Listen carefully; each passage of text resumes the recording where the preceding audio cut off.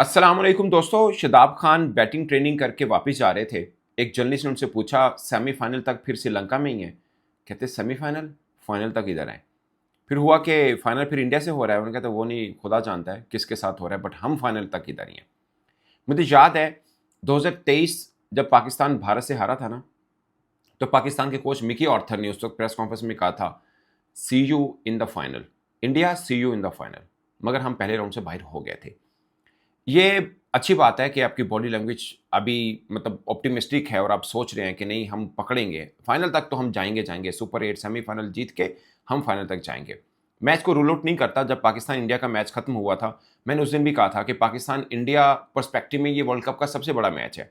But Pakistan journey in world cup 2026 ये बड़ा match नहीं है। हम हार के भी वर्ल्ड कप के अंदर हैं, हम अगले राउंड खेल रहे हैं। तो अब दुनिया की बेस्ट टीम से आप खेल रहे हैं, आप हारेंगे, फेवरेट वो हैं, आप हार गए, आपको बॉडी लैंग्वेज थोड़ी खड़ी करनी है।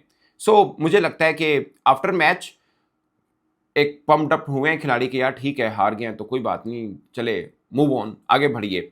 अगर ये जिद की आवाज़ है तो कुछ बन सकता है, बट अगर अपने आप मतलब एक जिसे बोलते हैं ना कि जो मर्जी हो, बस कहते हैं हाँ ठीक है जी फाइनल खेलेंगे इंशाल्लाह जी, वो एक रस्मी जुमले हैं, तो फिर मामला आगे बढ़ेगा नहीं। क्योंकि पाकिस्तान भारत मैच में जब भी हार होती है ना किसी भी टीम को, वो चाहे पाकिस्तान हो चाहे भारत हो, उसके बाद छोटी टीम भी फिर जो अगला मैच होता है उसमें तंग करती है। सो मैं नबीबिया को, वैसे तो कोई पाकिस्तान का मुकाबला नहीं है, बट मुझे लगता है कि एक प्रेशर रहता है दिमागी तौर पर और सब चीज़ों पे, एक आधी जीत चाहिए। लकीली पाकिस्तान का मैच नमीबिया के साथ है, कोई टफ टीम नहीं है। उसके बाद फिर हमने सुपर 8 खेलने हैं, जो अपेरेंटली न्यूजीलैंड, इंग्लैंड और श्रीलंका के साथ पाकिस्तान का होगा। सो वो भी रास्ते आसान नहीं है, बट फिल वक्त तो पहुंचना खास ज़रूरी है। और शादाब खान की ये बात खाली शादाब खान की नहीं, पूरी टीम पाकिस्तान की समझिए। क्योंकि मैं पाकिस्तान टीम को, इन्हीं के क्रिकेटर्स को काफ़ी लंबे टाइम से काफ़ी ऐसे इवेंट कवर किए हैं।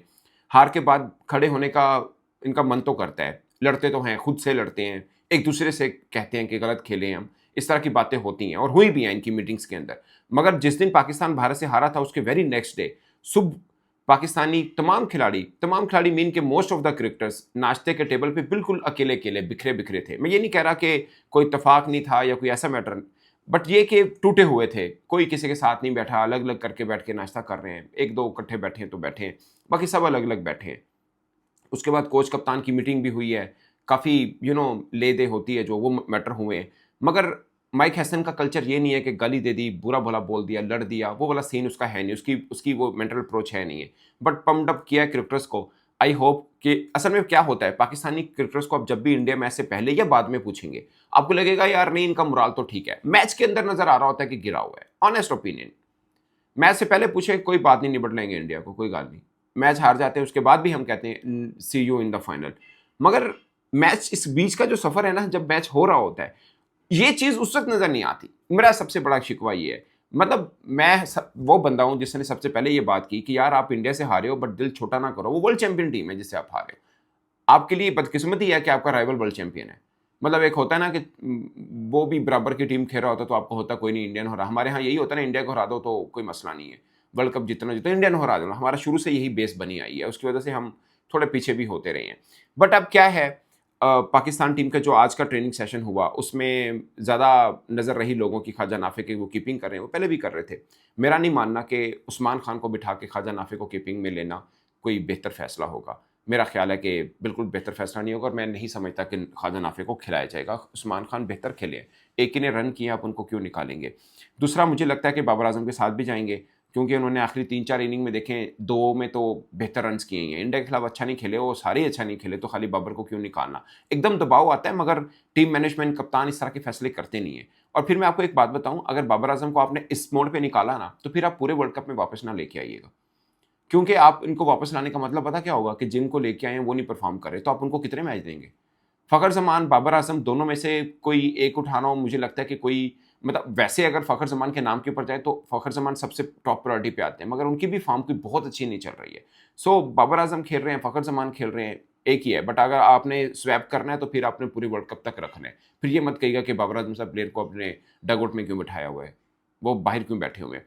शहीन की रही वो, मुझे लग रहा है कि नसीम शाह आएँगे, शहीन शाह की जगह पे। और कप्तान ने अभी तक एक चीज़ है कि इंडिया के खिलाफ मैच में ठीक है अपने 6 स्पिनर्स उतार दिए, मगर फ़हीम अशरफ को अंडर यूज़ कर रहे हैं। आप अगर फ़हीम अशरफ वो हैं जो मुझे लगता है प्लेइंग 11 में बनते ही बनते हैं। ये वजह नहीं इनको 3-4 छक्के मार दिए थे न्यूज़ीलैंड के खिलाफ, वो इसलिए कि आपको अब वो जैसे भी मतलब 15 के अंदर हैं, आपको एक प्लेयर चाहिए जो बॉलिंग भी करता हो, बैटिंग भी कर लेता हो और बॉलिंग में फास्ट बॉलिंग क्योंकि स्पिनर तो आपके पास 3-4 हैं ऑलराउंडर, आपके पास फास्ट बॉलिंग ऑलराउंडर नहीं है और वो चाहिए क्योंकि आप एक रेगुलर फास्ट बॉलर के साथ जाएँगे, दूसरा आपको ऑलराउंडर ही चाहिए। तो रेगुलर में चेंज हो सकता है, ऑलराउंडर में आपके पास ऑप्शन ही नहीं है। सो फ़हीम अशरफ तो रहेंगे, दूसरा मुझे लगता है कि नसीम शाह आएँगे। शहीन शाह अफरीदी को एक आधे में रेस्ट दे दें तो कोई हर्ज नहीं है और आगे वैसे भी आपका गोली टीमों के साथ मैच है, सिर्फ एक मैच है आपका श्रीलंका के साथ है, जो स्पिन को अच्छा खेलते हैं और जिन्होंने ऑस्ट्रेलिया को बहुत धांसू किस्म का खेला है। 181 चेज़ करना ऑस्ट्रेलिया के खिलाफ बहुत बड़ी बात होती है, जैसा भी टूटी फॉर्म ऑस्ट्रेलिया की क्यों ना हो। ऐसे ही फॉर्म उनकी 2023 में भी थी, फिर वो वर्ल्ड कप जीते थे। और मुझे तो लग रहा है 2022 वाला सीन है, ऑस्ट्रेलिया ज़िम्बाब्वे से हार गया, पाकिस्तान भी हारा था, उसके बाद श्रीलंका से भी वो हार गया। बट खैर उधर तो पाकिस्तान श्रीलंका से नहीं, बट पॉइंट इज़ कि पाकिस्तान उधर इंडिया से हारा था। सो पाकिस्तान बिल्कुल ब्रिक ब्रिक पे था कि अब हम खत्म हैं, हम we are out of the world cup और नीदरलैंड ने साउथ अफ्रीका को हरा दिया था। अब मतलब ऑस्ट्रेलिया बज़ाहिर जब आप वीडियो देख रहे हो तो रिज़ल्ट आ ही चुका होगा क्योंकि बारिश थी ज़िम्बाब्वे और आयरलैंड के मैच में, बट कहानी है। मुझे लगता है कि उनको आगे हों तो मज़ा रहेगा वर्ल्ड कप का, वरना फीका रहेगा कि और कमज़ोर टीम आगे जाएगी तो। सो सीन पाकिस्तान का है, मुझे लगता है कि सेमीफ़ाइनल का कहानी अभी भी मैं उम्मीद हूँ कि सेमीफ़ाइनल की कहानी पाकिस्तान के लिए मुश्किल नहीं है।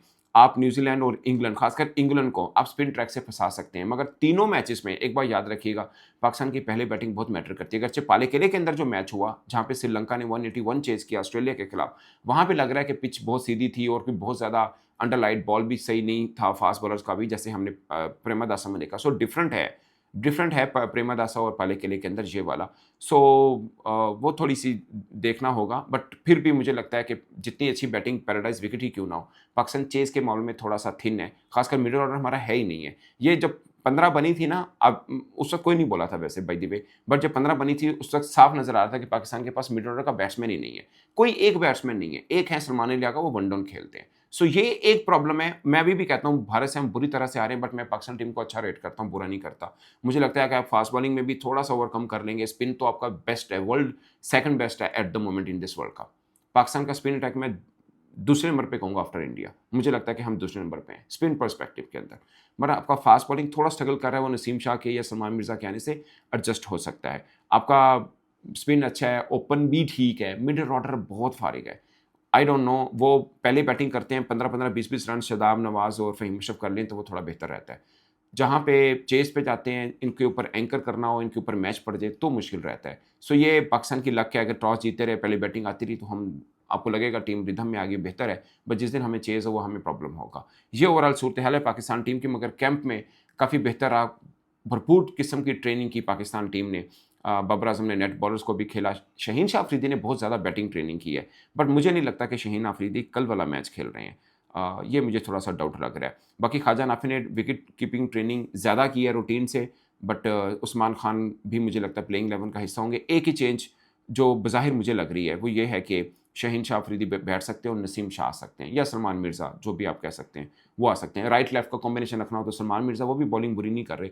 नसीम शाह भी ठीक है। नसीम शाह का ये है कि थोड़ा सीनियर भी हैं, डेथ ओवर भी आजकल ठीक कर रहे हैं, यॉर्कर कर रहे हैं, स्लो वन करते हैं, वेरिएशंस हैं उनकी, सो वो हो सकते हैं। सो बाकी शाहीन हैं, बहुत से लोगों ने बहुत सी बातें की शाहीन शाह अफरीदी के ऊपर। मुझे लगता है कि शाहीन शाह अफरीदी को अपने पेस के साथ वापस आना चाहिए। उनका 145 प्लस जो बॉल है वो आज भी ईगल होंगे, आज भी वो करके देखें। आप पुरानी विजुअल्स उठा के देखें, आपको सिर्फ एक ही फ़र्क नज़र आएगा। वो जो लोग कहते हैं ना कि वो स्विंग होता था, बॉल पड़ के अंदर आता था, वो पेस के साथ ही आएगा। वो 136 के साथ नहीं, 146 के साथ आएगा। सो वो पेस बढ़ाना है शाहीन को, वो मुझे लगता है कि कोई नहीं कर सकता। वो शाहीन खुद ही अपने आप को असेस कर सकते हैं कि वो कहाँ पे उनको मेहनत करनी है, कहाँ पे वो गलत हैं।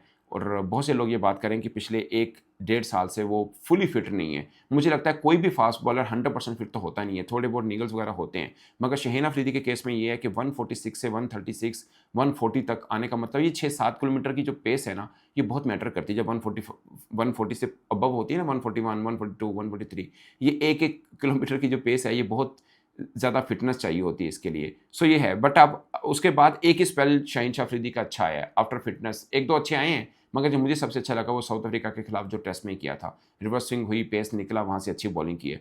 अदरवाइज़ वो न्यू बॉल वाला आप वैसे स्टैट निकालेंगे तो मेरे ख्याल 18 विकेट्स बनती हैं 2024 वर्ल्ड कप से लेकर अब तक शाहीन शाह अफरीदी की न्यू बॉल के साथ। वो अभी भी हैं, बट कॉम्पिटिटिव क्रिकेट में खासकर भारत के खिलाफ वो जादू शहीन का चल नहीं पाया। 50 प्लस एवरेज बनती है शहनशाह अफरीदी की भारत के खिलाफ आफ्टर 21 वर्ल्ड कप के। सो ये कुछ प्रॉब्लम्स हैं, और वो पाकिस्तान के प्रीमियम फास्ट बॉलर थे, हैं, रहेंगे तभी जब 146 145 इससे ऊपर तक आएंगे। इस पर दोस्तों अपनी राय कमेंट के सूरत में जरूर बताइएगा। मेरी तरफ से इतना ही, इजाज़त दीजिए, अल्लाह हाफिज़।